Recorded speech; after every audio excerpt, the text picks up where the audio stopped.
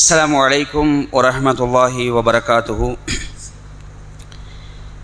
إن الحمد لله نحمده ونستعينه ونستغفر ونعوذ بالله من شرور أنفسنا ومن سيئات أعمالنا. من يهده الله فلا مضل له ومن يضلل فلا هادي له. وأشهد أن لا إله إلا الله وأن محمدا عبده ورسوله أما بعد. கண்ணியத்திற்குரிய இல்லாமல்ல அல்லாஹுவின் நல்லடியார்களே, அல்லாஹுடைய கிருபையினால் சுபுஹுடைய தொழுகையை ஜமாஅத்தோடு நிறைவேற்றிவிட்டு அல்லாஹுடைய மார்க்கத்தை அறிந்து கொள்ள வேண்டும் என்ற நோக்கத்திற்காக இந்த நேரத்தை நாம் ஒதுக்கியிருக்கின்றோம். இந்த நல்ல சந்தர்ப்பத்திலே உலகத்தில் வாழக்கூடிய நாம் தவறுகளிலிருந்து விடுபட்டு நன்மையான காரியங்கள் செய்து ஒழுக்க முறையிலே தங்களுடைய வாழ்க்கையை அமைத்து நல்லவர்களாக வாழ்ந்து மரணிக்க வேண்டும் என்ற ஆசை நம்மில் ஒவ்வொருவருக்குமே இருக்கின்றது. இப்படி நம்முடைய வாழ்க்கையை தீமையிலிருந்து நீக்கி நன்மையின் பக்கம் நம்முடைய வாழ்க்கையை அமைத்து கொள்ள வேண்டும் என்று சொன்னால் அதற்கு முக்கியமான ஒரு பண்பு நம்மிடத்தில் இருக்க வேண்டும். அது என்ன பண்பு என்றால் இறைவனுக்கு பயப்படக்கூடிய இறை அச்சம். இந்த தக்குவா தான் நம்மை பக்குவப்படுத்தும். இந்த பண்பு இல்லை என்றால் உலகத்தில் எப்படி வேண்டுமானாலும் வாழலாம் என்ற ஒரு நிலை நமக்கு இருக்கும். அன்புக்குரியவர்களே, அல்லாஹுடைய தூதர் ஸல்லல்லாஹு அலைஹி வஸல்லம் அவர்கள்ட்ட ஒரு கேள்வி முன்வைக்கப்படுகிறது. யா ரசூலுல்லாஹ், அதாவது மனிதர்களில் சிறந்தவர் யார்?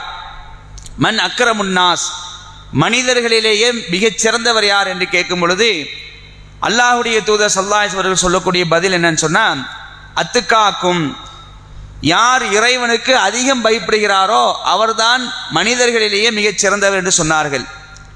அப்போ நம்மிடத்தில் இருக்கக்கூடிய மிக முக்கியமான பண்பு என்பது இந்த தக்குவா, இறையச்சம். இந்த இறையச்சத்தை நாம் எப்படி பெற வேண்டும் என்று இஸ்லாம் நமக்கு ஒரு அழகிய வழிமுறையை சொல்லி காட்டுகின்றது. அல்லாஹ் ரப்பல் ஆலமீன் தன்னுடைய திருமறை குர்ஆன்ல ஒரு உதாரணத்தின் மூலமாக இதை நமக்கு சொல்லி காட்டுறான். எப்படி சொல்றான்னு சொன்னால், சூரத்துல் ஹஷ்ருங்கிற அத்தியாயத்தில் 21வது வசனத்தில் அல்லாஹ் பேசுகிறான். சூரத்துல் ஹஷ்ரு 21வது வசனம். லவ் அன்சல்னா ஹாதல் குர்ஆன அலா ஜபலில் லரைதஹு ஹாஷியம் முத்தஸத்தியம் மின் ஹஷ்யத்தில்லாஹ் வ தில்கல் அம்சாலு நதுரிபஹா லின்னாஸி லஅல்லகும் யதஃபக்கரூன்.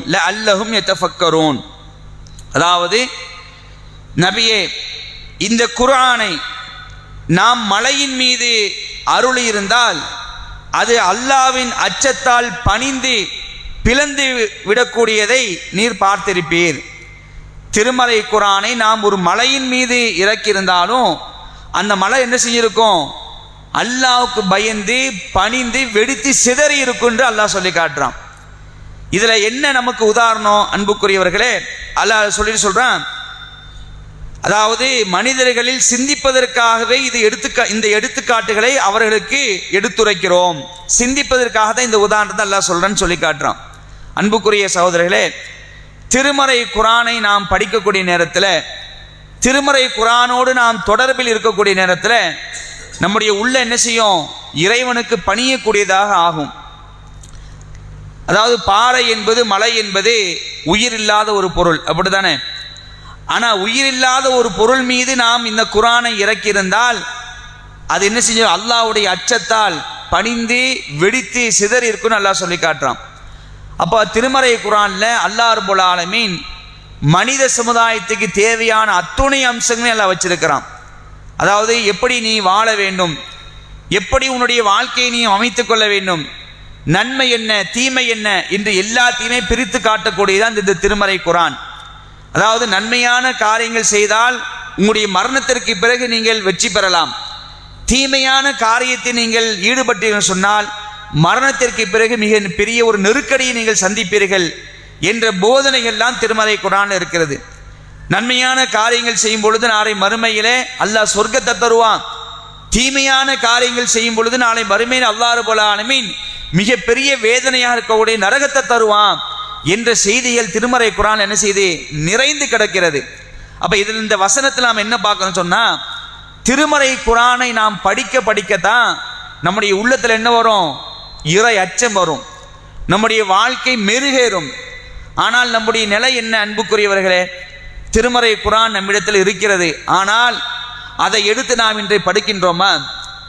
அந்த திருமறை குர்ஆனுடைய போதனைகளை ஒவ்வொரு நாளும் நம்முடைய வாழ்க்கையிலே நாம் எடுத்து படிக்கக்கூடிய மக்களாக இருக்கிறோம்னு சொன்னால் அதற்கு நம்மிடத்தில் நேரம் இல்லை. திருமறை குர்ஆனோடு இருக்கக்கூடிய தொடர்பு ரொம்ப குறைவு. அதனால தான் இன்னைக்கு குடும்பங்கள் எல்லாம் சீரழிந்து சின்ன பின்னமாகி போய்கொண்டிருக்கிறது. நம்முடைய இளைஞர்களுடைய நிலையை நீங்கள் எடுத்துக்கங்க. நம்ம வருத்தப்படுறோமே, ஊரில் இருக்கக்கூடிய இளைஞர்கள்லாம் ரொம்ப மோசமாக போயிட்டு இருக்கிறாங்க, வழி தவறி போயிட்டு இருக்கிறாங்க, போதைக்கு அடிமையாகிறாங்க, பெண்கள் பித்து பிடிச்சு போய் இருக்கிறாங்க, தொழுகையில நாட்டம் இல்லை, ஒரு வணக்கசாலியாக பார்க்க முடியல, அவருடைய அந்த உருவ அமைப்பை பார்க்கும் பொழுதே ஏன் இப்படி இருக்கிறான்? உச்சந்தலையிலேருந்து உள்ளங்கால் வரைக்கும் அவனுடைய அடையாளத்தை பார்த்துடலாம். ஆரம்பிக்கிறது தலையில தான் ஆரம்பிக்குது. தலையில முடி வெட்டக்கூடிய ஸ்டைல் இருக்கா இல்லையா, அதுலேயே நம்ம பார்த்துடலாம். இங்கே பக்கம் சிரைச்சி, இந்த பக்கம் சிரைச்சி, நடுவில் மட்டும் என்ன செய்வான்? முடியை வச்சுப்பான். அது கேட்டால் அதான் ட்ரெண்ட் அப்படிங்க, இப்படி தான் இருக்கணும் அப்படிங்கிறான். அப்போ அதிலேயே நம்ம பார்த்துடலாம் இவனுடைய நிலை எப்படி இருக்குண்டு. அப்போ இன்னைக்கு இளைஞர்களுடைய நிலை வேற ஒரு நிலையில போயிட்டு இருக்கா இல்லையா? அப்போ இதுக்கெல்லாம் என்ன காரணம்? திருமறை குர்ஆனோடு இருக்கக்கூடிய தொடர்பு நம்மிடத்தில் குறைந்து விட்டது. திருமறை குர்ஆனை எடுத்து படிக்கக்கூடிய அந்த பழக்கம் நம்மிடத்தில் குறைந்து விட்டது. அல்லாஹ்வுடைய கலாமோடு நாம் தொடர்பு இருக்கும் பொழுதுதான் நம்முடைய வாழ்க்கை என்ன செய்யும்? ஒழுக்கமாக அமையும். திருமறை குர்ஆனை படிக்கத்தான் நம்முடைய வாழ்க்கை புடம்போட்ட தங்கங்களாக மாறும். நாம் அந்த நிலைக்கு நம்ம வருவோம். அதில் குறை வைக்கிறதுனால தான் இன்னைக்கு நம்முடைய நிலை என்ன செய்யுது? வேற மாதிரி போய்கொண்டிருக்கிறது. அன்புக்குரிய சகோதரர்களே, சஹாபாக்கள் நீங்கள் எடுத்துக்கங்களேன். அல்லாஹ்வுடைய தூதருடைய காலத்தில் வந்த சஹாபாக்கள் நீங்கள் எடுத்துக்கங்க. யார் அவங்க? காட்டு மிராண்டிகளாக இருந்தார்கள். காட்டு மிராண்டின்னு சொல்லலாம். வாழ்க்கைனா என்னன்னே தெரியாது அவங்களுக்கு. அந்த அளவுக்கு மிக மோசமான ஒரு கலாச்சாரத்தில் அவங்க வாழ்ந்துட்டு இருந்தாங்க. அந்த மக்கள் தான் அல்லாஹ் குர்ஆன்ல சொல்றான், ரலியல்லாஹு அன்ஹும் வரது அன்ஹும். அவர்கள் அல்லாஹ்வை பொருந்திக் கொண்டார்கள், அவர்களை அல்லாஹ்வும் பொருந்திக் கொண்டான். சுப்ஹானல்லாஹ். எப்படிப்பட்ட சஹாபாக்கள் நினைக்கிறீங்க? காட்டு மிராண்டிகளாக வாழ்ந்த அந்த சஹாபாக்கள் அல்லாஹ் சொல்லி காட்டுறான், அவர்களை அல்லாஹ் பொருந்திக் கொண்டான். ஏன் தெரியுமா இந்த நிலை? திருமறை குர்ஆனை அவர்கள் படித்தார்கள். திருமறை குர்ஆனை அவர்கள் பொருள் உணர்ந்து படித்த அடிப்படையில் அவர்களுடைய நிலை அப்படியே மாறுது. அதற்கு ஒரு மிகச்சிறந்த ஒரு உதாரணம் உங்களுக்கு சொல்வதாக இருந்தால், இறையச்சம் என்பது உள்ளத்துடைய வெளிப்பாடு தான். இறையச்சம் உள்ளத்தில் தான் இருக்கும், யாருக்கும் தெரியாது. இவர் தக்குவாதாரியா இவர் தக்குவாதாரி இல்லையாங்கிறது யாருக்கும் தெரியாது தான். ஆனால் அதே சமயத்தில் வெளிப்படைத்தன்மை, அப்படி இறையச்சத்துடைய வெளிப்படைத்தன்மை என்ன தெரியுமா காட்டும்? நன்மையான காரியங்கள் பக்கம் ஓடி வருவாங்க, தீமையிலிருந்து விலகி இருப்பார்கள். தீமை பக்கமே போக மாட்டாங்க. அல்லாஹ் ஒரு நன்மையை சொல்லிட்டான்னு சொன்னா விரைந்து உடனடியாக செய்வாங்க, அந்த காரியத்தை செய்வாங்க. அதற்கு மிகச்சிறந்த ஒரு உதாரணமாக அபூபக்கர் ரலியல்லாஹு அன்ஹு இருக்கிறாங்க. இறையச்சத்துடைய வெளிப்பாட்டை நம்ம அவங்களுடைய வாழ்க்கையை நம்ம பார்க்கலாம் ஒரு சம்பவத்தின் மூலமாக. அதாவது அபூபக்கர் ரலியல்லாஹு அன்ஹுடைய மகள் ஆயிஷா ரலியல்லாஹு அன்ஹா, ரசூலுல்லாஹ்வுடைய மனைவி, அவர்கள் குறித்து ஒரு அவதூறு ஒன்று பரப்பப்படுகிறது, ஒரு பழிச்சொல் ஒன்று பரப்பப்படுகிறது. அந்த பழிச்சொல்லை சுமத்தியவர்கள், அந்த அவதூறை சுமத்தியவர்களில் ஒரு முக்கியமான ஆள் யாருன்னு கேட்டு சொன்னால், அபூபக்கர் ரலியல்லாஹுடைய ஒரு தூரத்து சொந்தக்காரர் மிஸ்தக் என்று சொல்லக்கூடியவர். அவர் என்ன செய்கிறாரு? இந்த ஆயிஷா ரலியல்லாஹு அன்ஹா மேலே அவதூறு பரப்புறதுல ஒரு நபராக இருக்கிறார். அப்போ இந்த அபூபக்கர் ரலியல்லாஹு அன்ஹு இந்த மிஸ்தகுக்கு என்ன செய்யறாங்க? உதவி செஞ்சுட்டு இருக்கிறாங்க. ஏன்னா அவர் கொஞ்சம் கஷ்டப்பட்டவர், எல்லா விதமான உதவிகளையும் என்ன செய்கிறாரு? செஞ்சுட்டு இருக்கிறாங்க. அப்போ இந்த சம்பவம் நடந்த உடனேயே அல்லாஹ் என்ன செய்யறான்? ஆயிஷா ரலியல்லாஹு அன்ஹா குற்றமற்றவன் நிரூபிச்சிடறான். அவங்க குற்றம் செய்யலை அப்படிங்கிற அந்த வரலாறு நமக்கு தெரியும். ஏன் இதை நேரத்தை சொல்கிறேன்னு சொன்னால், அதாவது அபூபக்கர் என்ன பண்ணுறாங்கன்னா, இவனுக்கு நாம் உதவி செஞ்சுட்டு இருக்கிறோம், நம்முடைய உதவியில் தான் இவனுடைய வாழ்வாதாரம் போயிட்டு இருக்குது. ஆனால் இவன் என்ன பண்ணுறான்? நான் பெத்த என்னுடைய பிள்ளை மேலே என்ன செய்ய இப்படி அவதூறு பரப்பியிருக்கிறான்னு சொன்னால், இவனுக்கு நம்ம என்ன செய்யக்கூடாது, இனி உதவி செய்யக்கூடாது அப்படின்ட்டு ஒரு முடிவுக்கு வராங்க. இதுதான் யதார்த்தம். எந்த ஒரு தந்தையாக இருந்தாலும் இந்த முடிவுக்கு தான் வருவாங்க. நாம தான் அப்படி தானே வருவோம். என்கிட்டயே நீ உதவி வாங்கிட்டு என்னுடைய மகளையே நீ பழி போடுவியா, உனக்கு நான் இனி என்ன செய்ய மாட்டேன், காசு பணம் தர மாட்டேன்டா அப்படின்ட்டு நிப்பாட்டுவோமா இல்லையா? இதே நிலையைத்தான் ஒரு சாதாரண ஒரு மனுஷன் எடுக்கக்கூடிய நிலையத்தான் என்ன செய்கிறாங்க, அபூபக்கர் எடுக்கிறாங்க. சொல்கிறாங்க, அல்லாஹ்வின் மீது ஆணையாக மிஸ்தகுக்கு நான் என்ன செய்ய மாட்டேன், இனி ஒருபோது உதவவே மாட்டேன் அப்படின்னு ஒரு முடிவு எடுத்துடுறாங்க. அப்போ அந்த இடத்துல அல்லாஹ் என்ன செய்கிறான்னு சொன்னால், சூரத்து 100 அப்படிங்கிற அத்தியாயத்தில் 22வது வசனமாக ஒரு வசனத்தை அல்லாஹ் இறக்குறான். அதில் அல்லாஹ் சொல்லி காட்டுறான், ஒலா யஅ்தலி உலுல் ஃபல்லி மின்கும் வஸ்ஸஅதி ஐ யுது உலில் குர்பா வல் மசாகீன வல் முஹாஜிரீன ஃபீ சபீலில்லாஹ் வல் யஃபு வல் யஸ்ஃபஹு அலா துஹிப்பூன ஐ யக்ஃபிரல்லாஹ லக்கும் வல்லாஹு கஃபூருர் ரஹீம். அல்லாஹ் அந்த இடத்துல ஒரு வசனத்தை இறக்கி சொல்றான், உங்களில் பொருளும் வசதியும் உடையோர் உறவினர்களுக்கும் ஏழைகளுக்கும் அல்லாஹ்வின் பாதையில் ஹிஜ்ரத் செய்தவர்களுக்கும் தர்மங்களை கொடுக்காமல் இருப்பதற்காக நீங்கள் சத்தியம் செய்ய வேண்டாம்.